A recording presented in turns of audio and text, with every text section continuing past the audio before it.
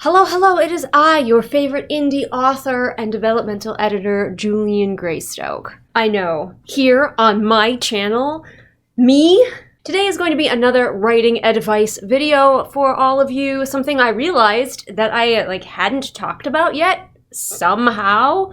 Listen, there's a lot of writing advice here on my channel, so if you're looking for more of this, please feel free to wander my channel. There's a whole playlist for it, and check out any other writing tips and tricks that might help you in your writing journey. Fun fact, as I have mentioned, I'm an author and developmental editor, so I have a lot of experience and things that I've learned along the way that I am sharing with you. Of course, like I always say, I am not the god of writing. I'm just one person who's had some experience with writing. So if any of my advice or tips don't work for you, then just don't take them. It's as easy as that. I am not one of those my way or the highway kind of creators. So something that we hear people talk a lot about is how to begin a book. And that is a whole challenge in and of itself, just getting started. And I have talked about that. I think I have a couple of videos about that. And I do have a video that is just sort of overall how to write a book from idea to publication, if you want a broader look at that sort of thing. But today we're going to get a little bit more granular. This apparently is my hand signal for granular. And we are going to talk about how the heck do you end a story? How do I end? I'm like, here, I've got my beginning, I'm even working into my middle, but like, how do you end a story? And if it's your first time doing that, it can be really intimidating and confusing. So I have my handy dandy notebook and I've written down some of my tips for ending a story. Now keep in mind that I am a pantser, but even I go into a story with some idea of where it's going to end or how it's going to end. Most of the time that is very broad. Like, let's say I'm writing a dragon story and it's going to end by the main characters facing down the big evil dragon. That's all I know going into it. There's going to be a face-off with the big evil dragon. Where it happens, how it happens, why it happens, what facilitates it, I still have no idea. But as I write through the book, that idea becomes clearer and clearer as I tell myself the story. But that's not how it works for everybody. And if you are a plotter, you kind of have to come up with that before you actually get down to writing the book. But let's think about endings in general. Think about what type of book you're writing and what's expected of the genre for an ending. For example, if you are writing a murder mystery, the ending will be expected to be solving the mystery. If you're writing a just classic romance story, the ending will be expected to be the couple getting together, or at least re-getting together, since apparently we always have to have the third act breakup. I'm not a fan, but whatever you gotta do. So know the expectations of your genre. Preferably read books of that genre and see what kind of ways people are ending them so you have a springboard to craft your own ending. Now, that's not to say you can't subvert expectations for an ending, but there are certain expectations that you cannot subvert and stay within the genre. For example, if you are writing a murder mystery and you don't reveal who the murderer is at the end, I don't know if you're technically writing a murder mystery anymore. Same with romance. People will argue all day that romance doesn't need a happily ever after, but I'm actually on team romance with this one. Yes, it does. To be a proper true romance, it needs to have an happily ever after, or at least happily for now. If it doesn't, if it's a romance but then the ending is tragic, then you've written a tragedy, my friends. Romeo and Juliet is a tragedy, not a romance. All right, so genre matters. Genre and expectations matter. So go in knowing what the expectations are going to be of the genre that you're planning to write, at the very least. Next, let's talk about climax versus ending, because they are two different things. So the climax of your book is, for all intents and purposes, the final battle, whatever that happens to be, whether that is the couple overcoming the last big hurdle in them getting together, or your characters defeating the evil dragon, whether it's adventurous or romantic or solving the puzzle. Like, this is the time when the detective finally gets the last clue that they need and they bring everybody together in the room to tell them who is the murderer. That is the climax of the book. That is separate from your ending. Now, some books do basically end right after the climax, but a lot of them don't. So knowing the difference is important. Also, right away, let's talk about the emotional climax versus the action climax, which are terms that I think I came up with, but that's how I think about it when I write. The emotional climax can be the same as the action climax, but it doesn't have to be. And in a lot of books, they are two separate moments. I like to give my characters the emotional climax before I give them the action one. Most of the time, but not always. So a lot of times I have my characters come to the big emotional beat of the story, the moment when they realize that they love each other, or the moment when they realize that they're friends, or the moment where they get past the trauma that they've been working on for the entire book. That's the emotional climax. And then they can move on to whatever the external thing is that they're dealing with. So I guess it's kind of an internal and an external climax. The culmination of everything the character has gone through emotionally, and the culmination of the adventure they've been on so far. And like I said, oftentimes those two things are linked. The character will come to the emotional climax as they are fighting the big bad. But for example, let's use Avatar: The Last Airbender. Aang has his emotional climax actually before he fights the Fire Lord, when he goes and he learns of the way that he can have the win on his own terms by taking the Fire Lord's bending away instead of having to kill him. So think about your character's emotional climax and the climax that is external, the baddies they will have to fight, or other things depending on what type of book you're writing, and whether they're going to go together or whether they are going to be two separate beats. Now, for your climax in general, what should that include? By the way, how many of you have been laughing every time I say climax? No, I'm laughing at it in my heart too, it's fine.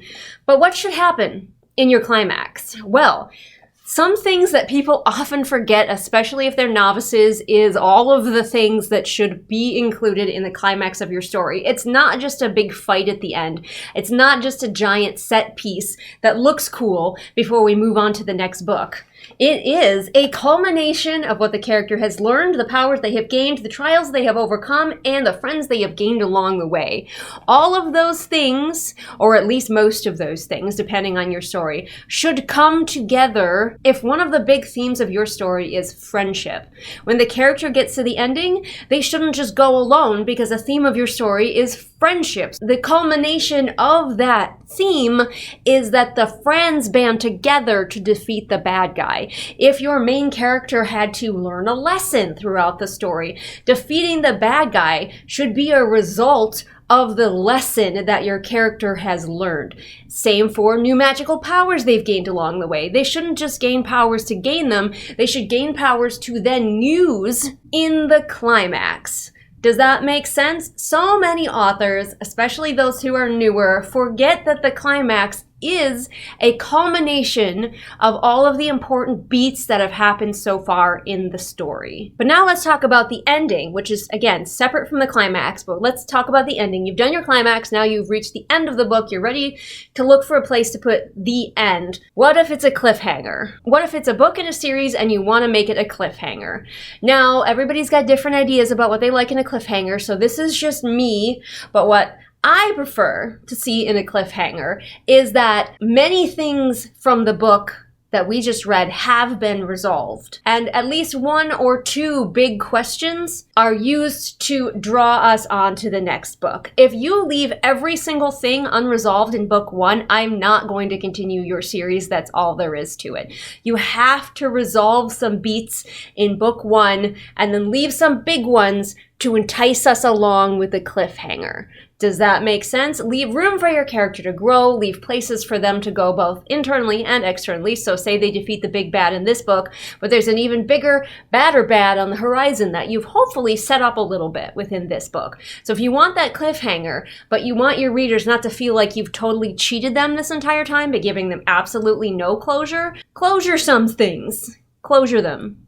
That's a verb now. Really hit that big stuff hard at the ending. Like, oh, I don't know, the main character's parentage has always been in question, but that's not necessarily the main theme of the story. But then we get to the end and somebody steps out and says, I am your father. Now that's a cliffhanger. But if you're writing a series, do you have to end your book on a cliffhanger? Good news, no. No, you don't. As long as you leave some room for other adventures that these characters could potentially go on, cliffhanger, not necessary. If people are enjoying reading about your characters, they're going to want to keep reading about them, even if there's no big cliffhanger to drag them on to the next book. But what if you are ending an entire series? This video is mostly us talking about ending a book, but what if you are? What if you're ending an entire series? Well, remember what I said about climaxes being the culmination of all of those things? The end of the series has to be that for like all of the important things that we have gotten so far. And a lot of series that fall flat in their climaxes are ones that forget about things that the characters learned or did in book one, or even worse, retcon away things that the characters learned or did or achieved or whatever throughout the series. Think of Game of Thrones, for example. You don't want to do that. You don't want to get to your ending, realize you've written yourself into a corner, and destroy a beloved character just so you can get the end that you want. So definitely I recommend being flexible about the ending of your series to see where you have come in the previous books, what your readers enjoyed in the previous books. You can take that into account and bring all of that into a satisfying final book and final ending of that book. The final ending of that series should see the biggest bad defeated, should see the biggest trials accomplished, should probably see a few characters dead. You can check out my video about killing your characters.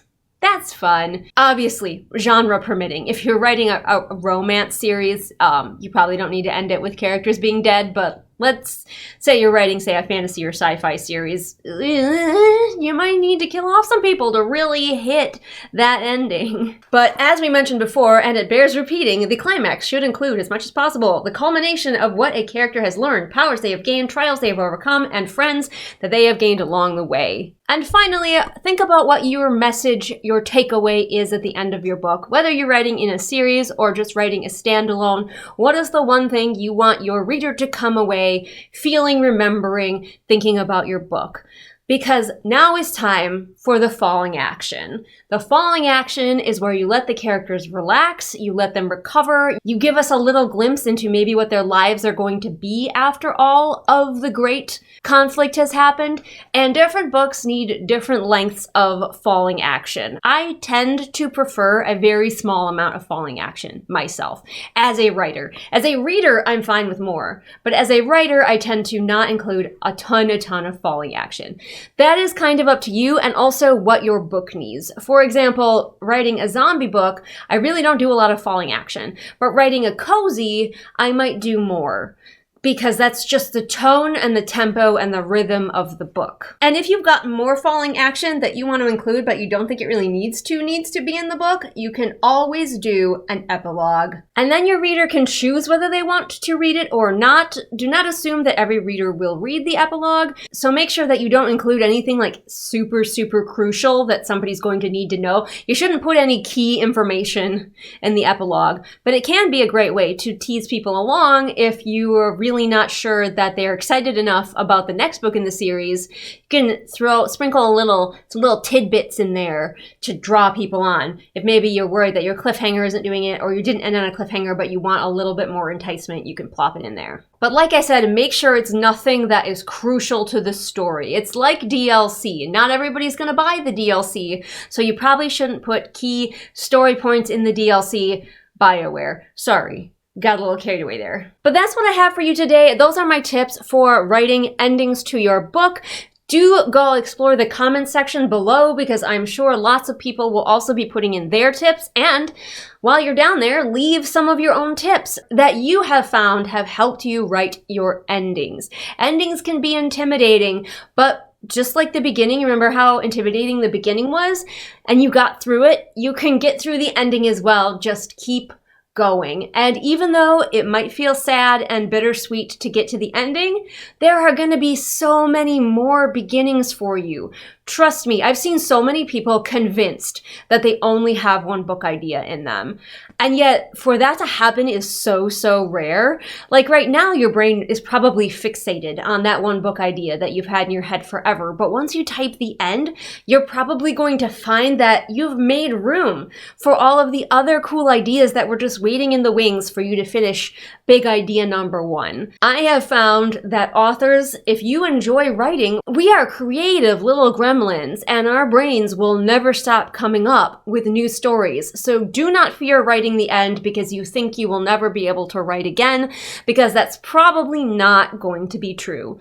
Maybe you'll have to wait a little while for your next idea, but it will probably come. Those writers of the world who wrote one book and then never again are comparatively so rare, when the rest of us, like so many of us, thousands of us, millions of us, are out here just getting so many ideas we can barely keep track. So fear not. I believe for you that more ideas will come, and that's okay and good. So write the end. I give you my blessing, and I hope you go forth with the confidence to do so. As always, I like to remind everyone that I am a developmental editor, so when you do get to the part where you write the end and you're like, what do I do now? Potentially, send it to me. You can find all my information on Fiverr, links in the doobly-doo. Feel free to message me there and ask me any questions. It's perfectly okay to just ask me clarifying questions and then not use my services.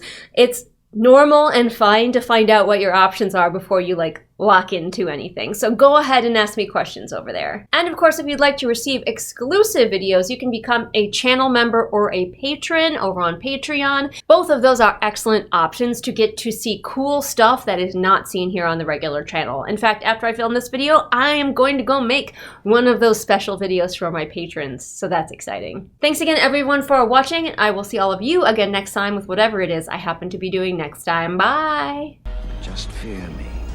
Love me, do as I say, and I will be your slave. Okay, so you could do what Jareth suggests, and I'd totally understand if you would, or you could just become a patron on my Patreon, just like all these lovely people, like Zenith, Corey, Ashley, Bunna, Nemo, Tactical Hot Dog, Haley History Nerd, Stephanie, Rhea, Christina, Cameron, Lady Kragan, Jose, Lunar Muse, AJ, Marshy, Semi-Dark, GK, Scout, Annika, Jen, Gay Tutter, Tina, Laknuga, SB Boots, Martha Baggins, July, Bird Anonymous, Sarah, Kat, 78 Kilograms of Shade, Ingrid, Roma, Pansing Pony, Haley, Sam, Kira, Kohikaro, Mooney, Puttamancer, Kirsten, Bear, Jojo Bookish, Robin, Ursula, Caitlin, KJ, Mufflier, Celia, Alyssa, Deborah, Swamp Goblin Waifu, Sophia, Merween, Kit, Hidden Glade, Light Julie, Patrick, Anne Sophie, Callison, Vampire Antihero, Shelby, Zaire, Jesper, Rennie, Scribbling Cat, Savvy, Jenny, and Amanda. You have no power over me.